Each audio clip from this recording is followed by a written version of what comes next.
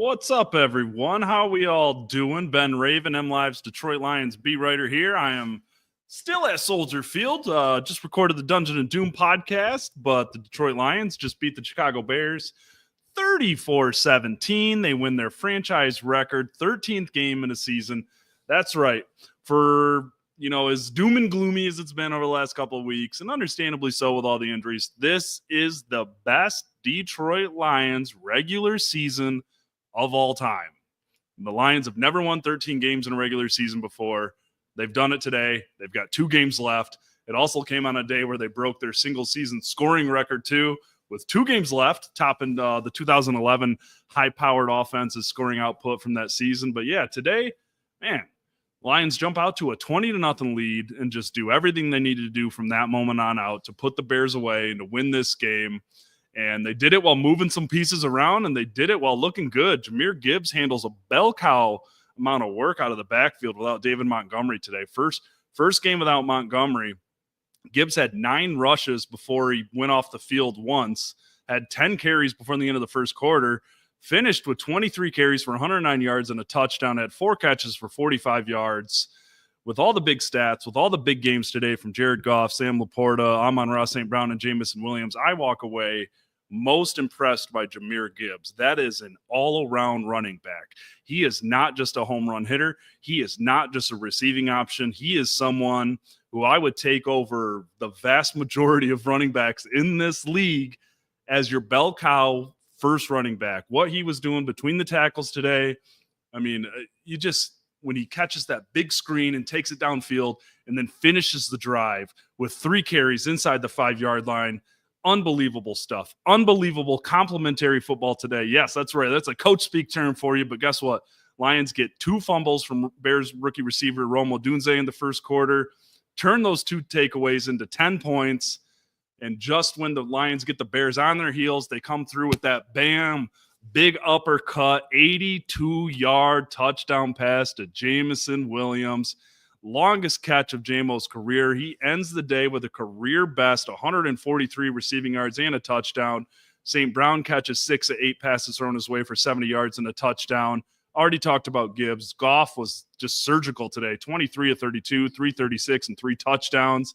The Lions pull out another crazy-looking trick play. They called it the stumble bum. I got to pat myself on the back. The second Goff fumbled and I saw Gibbs dive to the ground, I was like, this is designed. This is designed. Are you freaking kidding me? Goff pretends to fumble, pretends to fall. Gibbs sells it by falling on the ground.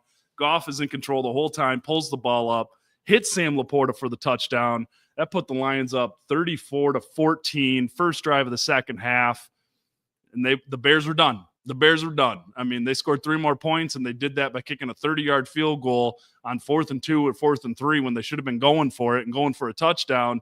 But it was done. That was a Dan Campbell coach team playing like Dan Campbell wants them to play, going against an interim coach-led team. The Bears have now not won since week 6. They started 4-2. They're 4-11. They're struggling here, but, man, really impressed by the offense. Christian Mahogany, the rookie, starts for Graham Glasgow at left guard today. Before the kneel downs, before the late game, just running the clock out, the Lions were averaging, I think, 4.8 or 4.9 yards per carry. Goff got sacked only once.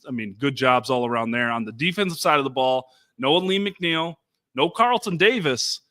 And the Lions start Amik Robertson opposite Terrion Arnold at outside cornerback, move Branch more into the slot more. He's been playing slot some, double-digit snaps in the slot, 3 straight games, 100-plus snaps in the slot all season. But he was a slot corner today because they got Ifeatu Melifonwu back into the mix, and he played a heavy, linebacker in the box, hybrid safety type role today, and he was fantastic too. Involved on the late tipped pass that kept the Bears out of the end zone and ended any hopes of a miraculous comeback there. Had a sack. I thought Al-Quadin Muhammad was great in relief today. Thought the defensive line was really rock solid. Branch had 12 tackles, punched out one of those fumbles lost by Odunze. But I said this on the podcast, my Dungeon of Doomers here listening right now, you'll hear it from me whenever that podcast publishes tonight or tomorrow. Y'all need to put some respect on Amik Robertson's name. He has been a great addition for this defense. He gets it. He's a mentor for Terrion Arnold. He's a killer in the slot, and he showed today that he can bring that killer physical slot mentality to outside cornerback and just make it work. Because the only negative you're going to hear from me about the defense today is that Terrion Arnold got beat a couple times. I mean, Keenan Allen beat him for that 45-yard touchdown before the half that really gave the Bears a little life, opened the door just a little bit.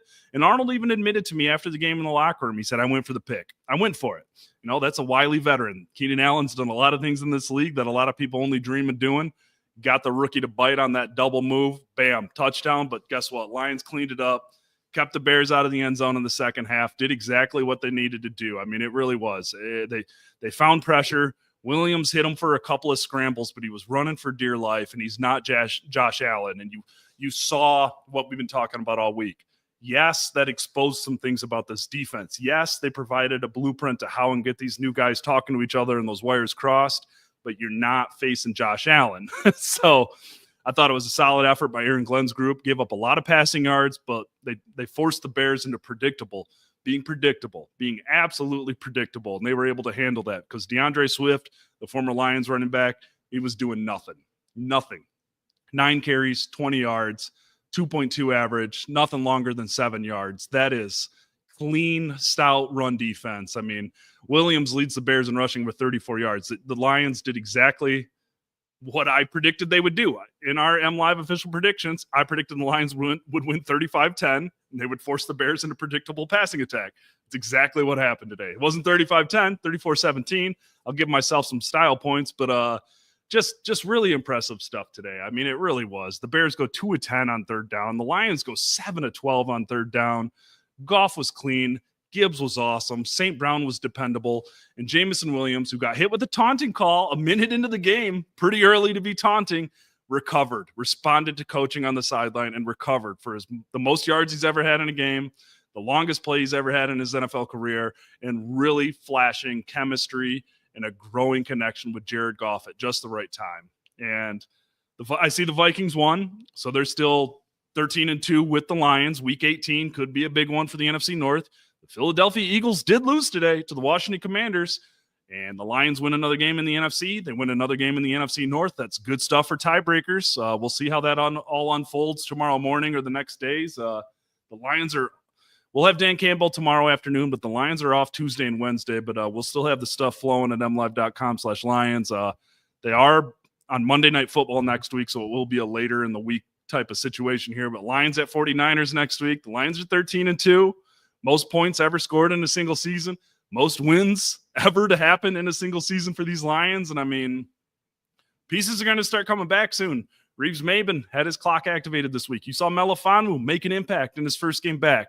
So for all the missing pieces, all the doom and gloom, all the woe is me, the sky is falling, these Lions keep going. They keep adjusting. They keep making it work. And, I mean, I know this Bears team is struggling for life. I mean, I get it. I understand that this isn't the Bills. This isn't a playoff team they did this against today.